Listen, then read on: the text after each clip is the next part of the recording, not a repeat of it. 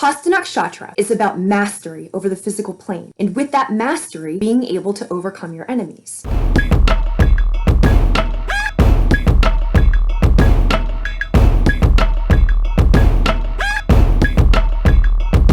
HASTA NAKSHATRA is about mastery over the physical plane, and with that mastery, being able to overcome your enemies. The deity is the rising sun, the sun being your consciousness, your awareness, being awake. So conscious awareness over the physical plane and the metaphysical plane. The symbol is a closed fist, so the control, the grasp, the mastery that you have. And Virgo is the harvest, always what you're looking toward. So mastery over the physical plane, the control you have, the mastery that you've developed, and always taking action with an eye toward the harvest. And in the meantime, looking around at who's trying to stop you, who's trying to impede your progress, and having mastery to be able to counter those attacks. Now, Hasta, as related to the hand. It's the use of the hand for spiritual purposes. Because Hasta is Virgo, Virgo is very practical, it's very terrestrial, it's very esotericism, not for the sake of esotericism, but esotericism because you can use it. So it's very concerned about the practical application of the spiritual. So relating it to magic, it's something like a video like this, about engaging with spiritual acts so that there is some type of tangible spiritual result, or engaging with spiritual knowledge so that other people can use it. So focused on spirituality, but with tangible material results that are brought into the world. Mercury is also associated with writing that you do with the hand. So the hand becomes the magical instrument in which spirit comes into the world.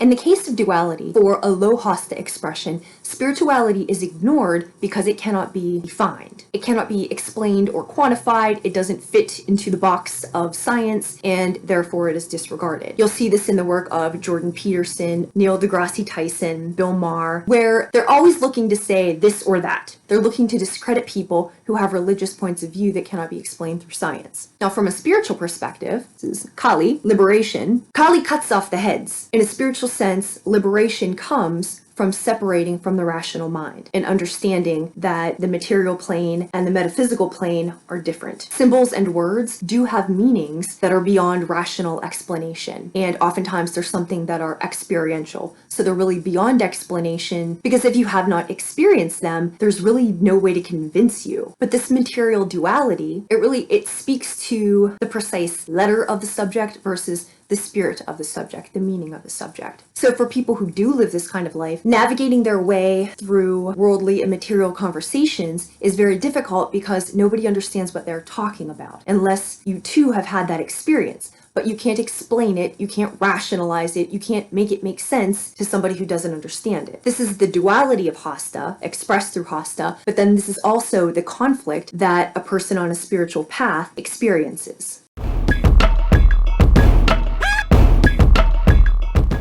Hasta is trickster energy. Trickster is Mercury. And Mercury, remember, is Hermes, Thoth, Loki. It's the deity who has the ability to go up into the heavens and down into the underworld. So underworld, terrestrial plane, and with the gods. So the full spectrum. And with the full spectrum of information, imagine what you can do with that perspective. Virgo is ruled by Mercury, and then Hasta is ruled by Moon, and Moon is your mentality, it's your emotions. So you have somebody with the broadest spectrum available, somebody who's really able to tap into all levels of information and can manipulate your emotions. So let's resume the discussion of duality in terms of criminal and politician. So the trickster energy enjoys lying to people. The trickster energy is happy when it gets something over on you because it knows more things than you know. And with that knowledge, it is able to manipulate you for material gain.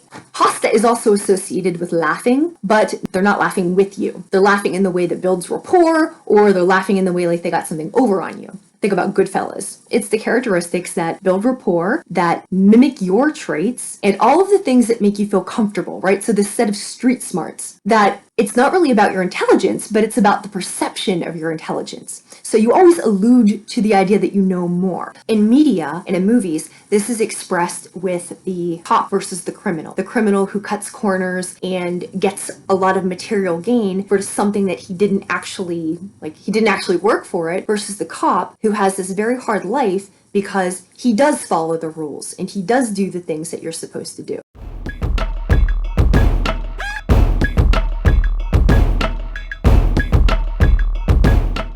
Now, let's apply that duality when it comes to leaders and the people who elect them. Remember, leaders are put in office because the common people put them there. And common people put them there because of the perception that the leaders have projected through their campaigning. So leaders are elected by common people, and the common people don't actually know these people. They're elected based on an impression, and the impression based on what their campaign was like. That's why campaign messaging is a really big business. But what happens is that the leaders will pretend to associate with the common man, with the common plight, and the leaders will hold up these systems with the idea of, look, I made it, but they don't actually live like the people they elected. So, for example, healthcare. What the healthcare of elected people looks like versus the healthcare of the people are entirely different. They'll negotiate you a deal, but they don't want the deal they negotiated for you. They want a good deal. So it's just being very hypocritical, and they are actually very far removed from the life that they are pretending like they empathize with. So you don't have any money, but they have plenty of money. And they're very fixated on manipulating people to obtain power over them. And it pleases them to obtain power over them. This is all Hasta. Here's a list of some Hasta natives, just so you get the idea. Joseph Mengele, Joseph Stalin, Vladimir Putin, Margaret Thatcher, Fidel Castro, George Bush Sr., George Bush Jr., and Donald Trump. So all people who are very cold and calculating and feign empathy with a larger group to gain power over that group, when the reality is that their life looks nothing like your life.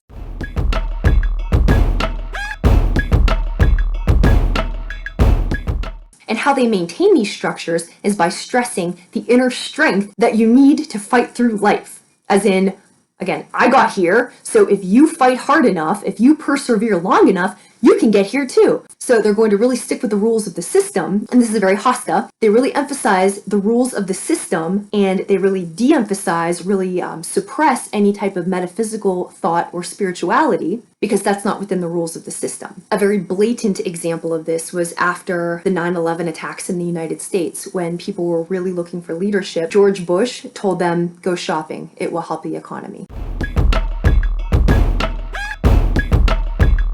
And the problem that occurs is that this manipulation upholds systems that don't actually work for the people. That's the conflict element of Hasta. That's the problem with the manipulation, is that it's a promise of what could happen, but it isn't the reality of what could happen. So you indeed are being manipulated by by people who are taking advantage of resources that are not available to you. So in your own life, when you are making these distinctions, and you have in mind where you think you are supposed to be, or what type of mastery you should have, like in a material sense, everybody's got a different playing field. They're not level. But Hasta energy wants you to believe that they are level.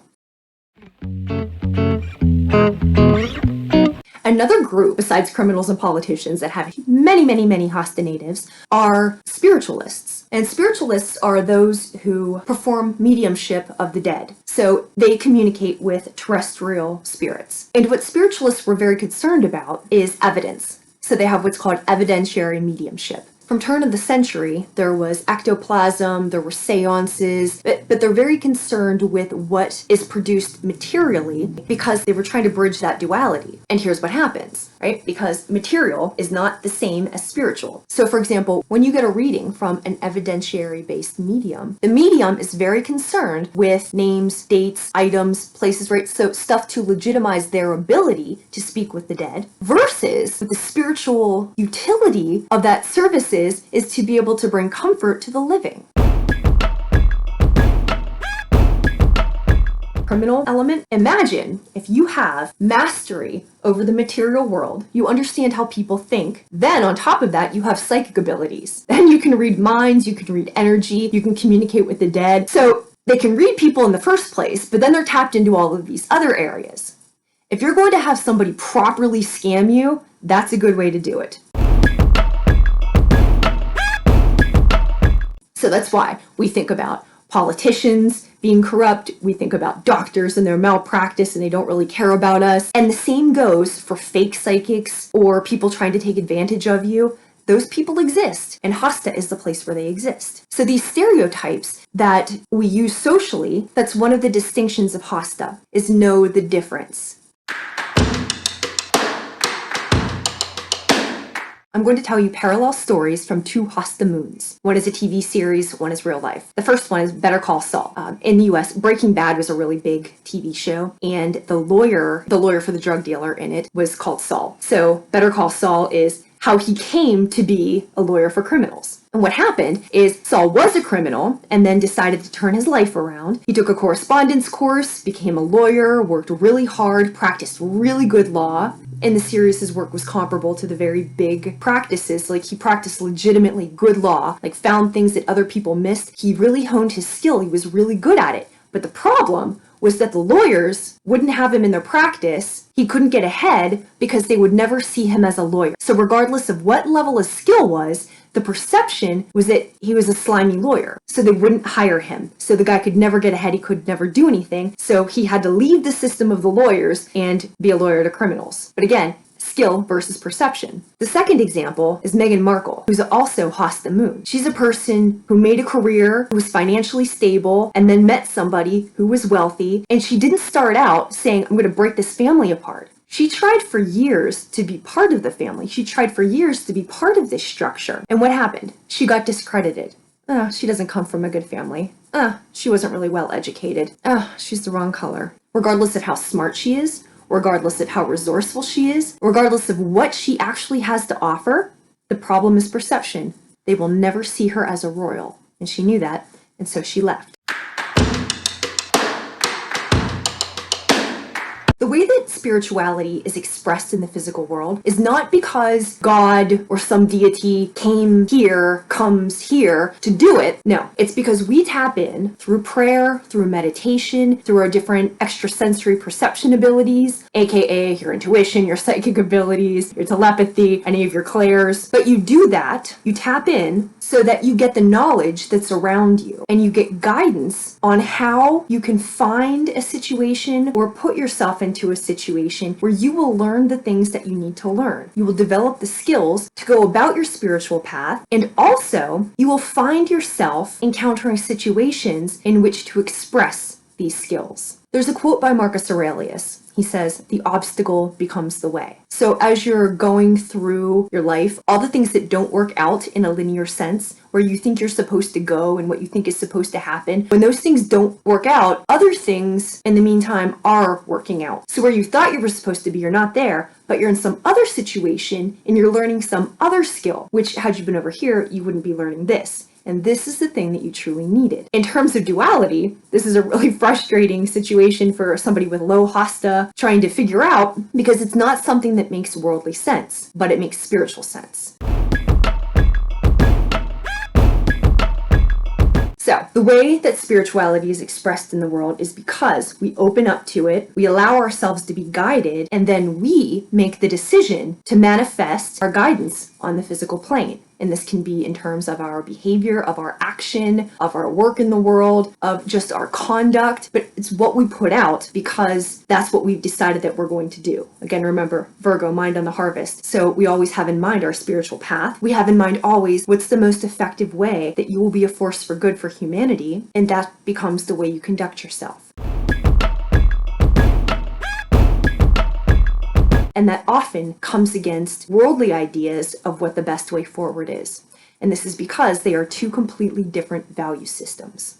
So when you have a worldly perspective trying to make sense of spiritual activity, it doesn't work because they're different. They're very, very different. So this is another element of HASTA, is the idea of the taboo, of working outside of a system, working outside of what is acceptable. If you conduct yourself according to spiritual principles, those are different than worldly principles. So people will not understand what you're doing. And when you make a move that is not a worldly move, they will not understand why you made that, and they'll be very suspect of it, but they won't understand you. So if you've ever had somebody say about you, another group, they don't know what to do with you. They don't understand you. This is why. Because you do things that are so different. You're coming from such a different place that there's no way to assimilate you into the group. So you can't be there. It's too uncomfortable. It's too different. So this is another element of HASTA, is the breaking away. I'm talking about professions, families, organizations, networks, like anything that you're part of. Once you become a little too weird, Once you become a little bit too much more than they can accept in the group, they won't have you in the group anymore. So for those of us on a spiritual path, one of the ways that we learn to stay safe is to not say what we are and to not say who we are, and to be very careful about that. And whatever you do with that in your life, at whatever rate you would like to have that information emerge or not, is up to you. But the repercussions are serious. You are discredited, you are ostracized,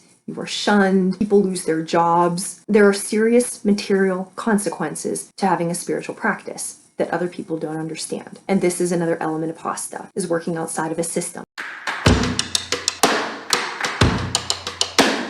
What structures are you in that are holding you back? What structures you haven't broken out of them quite yet, but they're never going to allow you to be yourself. They're never going to allow you to be the full expression of what you need to be to do your work in this world. That's what HASTA is looking at. Again, it's your conscious awareness of the material plane and of the metaphysical world. It's your ability, your mastery, what you've developed, what you've worked for, and what you can do because you worked for it, and then always looking forward to the harvest. Why are you doing what you're doing? Who are you, and what are you really about?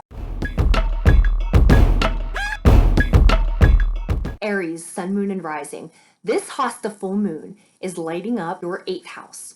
Your 8th house is transformation, legacy, debt, large sums of money. So it's shining a light on transformation, your legacy, right? So like really the deep ways that you see yourself and that you value yourself. And this is going to be illustrated by what's going on in your 2nd house. Your 2nd house is money, earned income, but more so it's self-esteem and how you feel about yourself. Right now there's deception in your 2nd house. And in the context of materiality, what your money looks like, what your home, what your possessions look like, are supposed to dictate your self-esteem. So if you're looking at what your transformation is like, it's going to be really difficult if you are following what the material world is telling you your self-esteem should be based on.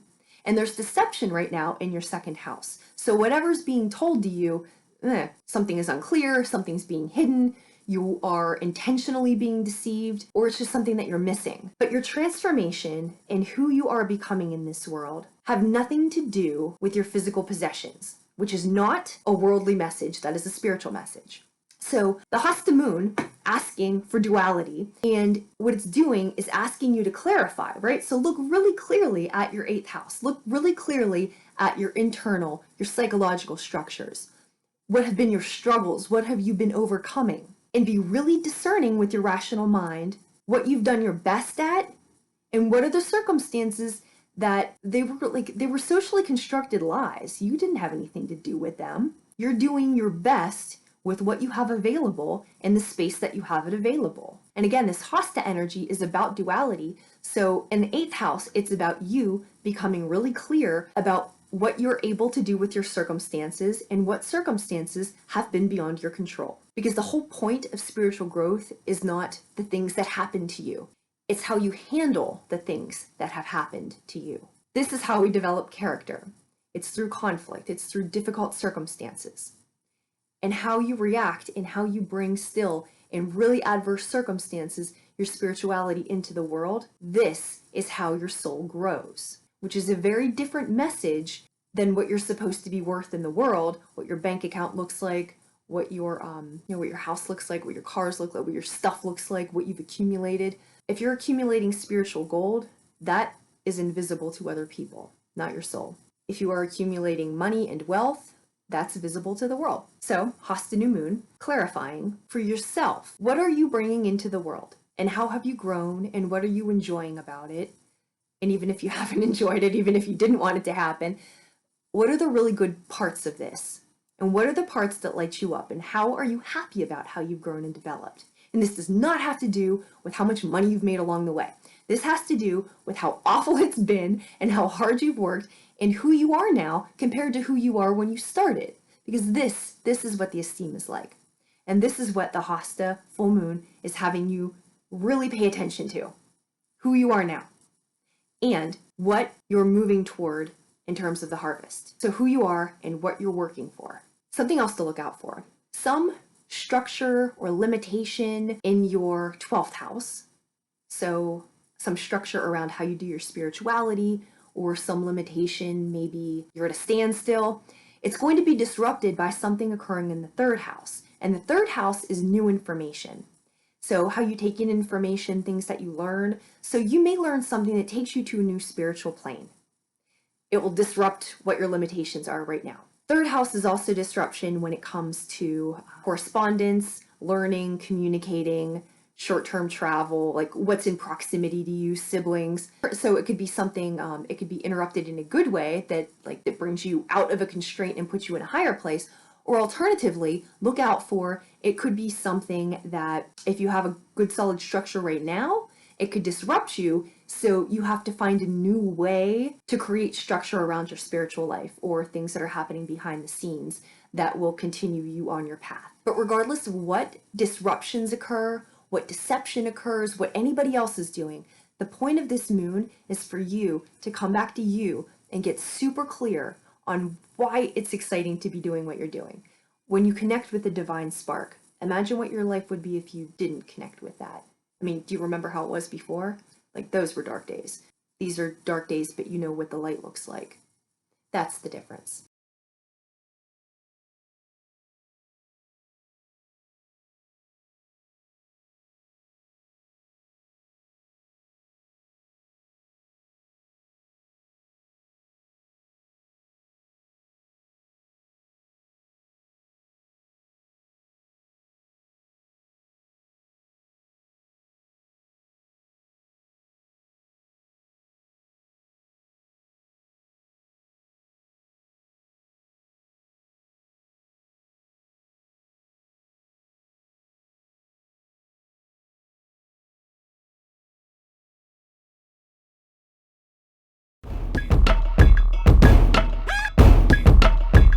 So what is the point of all this? Hasta energy is the duration. What you are doing it because there will one day be a harvest. But that harvest is not today. So in the midst of all of this really difficult work that you're doing, how do you maintain your motivation? Go back to Savitar, the sun, the light, the divine spark that we feel. When you are connected, you know the intangible. In this video, we talked about duality and Hasta. That inexplicable thing that unless you've experienced it, you don't understand. Your divine connection, the divine spark.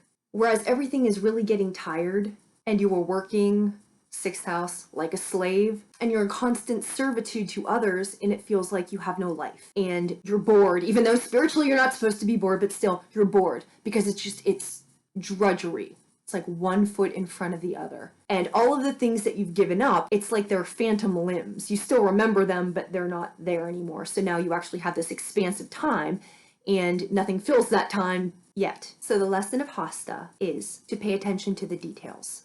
In pure Virgo fashion, pay attention to the details. The last moon cycle was about sacrifice. This moon cycle is about spelling. And we think about spelling, we think about witches, many Hasta natives, by the way. The words we use, the way we arrange our items, the things we have around us, the energy that we take it upon ourselves to maintain internally, and then the vibrations that we put out to others. This is all magic. This is all spelling. What you do, what you put out into the world. This is spelling. So clean house, arrange your items, as always. Get rid of what doesn't need to be there anymore. The things that you love, spend more time with them. Enjoy the sensuality of the everyday. Put on your perfume, do your hair and makeup, put on your clothes, enjoy your food, make a nice meal. Take the time to take out your nice dishes. If you're taking a drink, put it into a beautiful glass, the nicest one that you have. Make every moment an occasion. Think of when a friend comes over, how much you clean your space. Well, you're inviting the divine in. Clean your space. Make it someplace you want to share. Reach out to somebody and tell them what a wonderful job they're doing. Do something nice for yourself. If it's available to you, take a night out. Take a dinner out. You're not a slave. You should be enjoying your life. But mainly, because you've cleared all of this energy, and Jupiter is going to be bringing blessings into you, enjoy the space just now. Because more is coming, but enjoy the space. And appreciate the work that you've done to create that space. So where it seems really boring, before it was a headache, but you got rid of the headache, now it's just boring. Boring is going to get replaced with something that you deserve.